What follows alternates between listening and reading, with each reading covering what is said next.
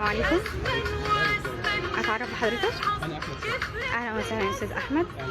دلوقتي احنا الحركه الوطنيه لدعم القياده السياسيه.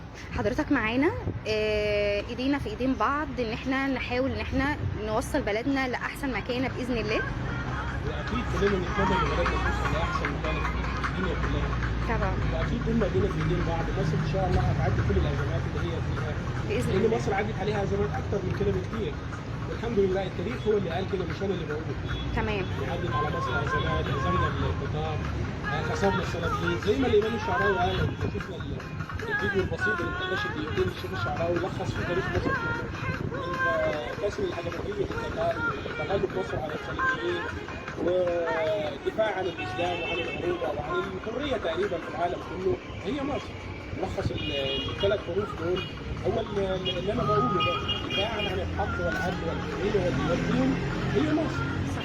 احنا ضد اي عمل واي شكل من الاشكال يهدد امن مصر او يهدد استقرار الوطن.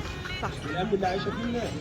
في سلبيات كتير ممكن نتكلم فيها وممكن نحلها بامر الله، انما كل مشكله بامر الله ليها حل. العنف او اي خروج عن الشرعيه ده متهيألي هيكون مشكله اكبر من المشاكل اللي احنا فيها.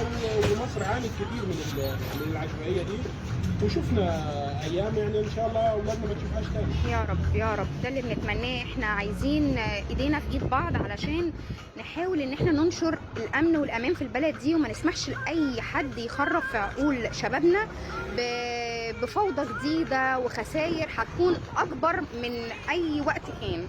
والله هو ربنا يعني انعم على مصر بشعب جميل جدا. يعني وقت الازمات بتلاقي ايديه في ايدين بعضهم من غير ما يشعر، من غير ما يدرك، تحس ان هو ايه يعني عنده حساس ساعه الخطر بيلتحم لوحده. صح. مهما كانت المشاكل والخلافات الشخصيه الا انك بتلاقي الناس لوحدها كده بتضم على بعضها. ما بنقولش ده مسلم ده مسيحي ده ابيض ده اسود، ما بنتكلمش في حاجه زي كده.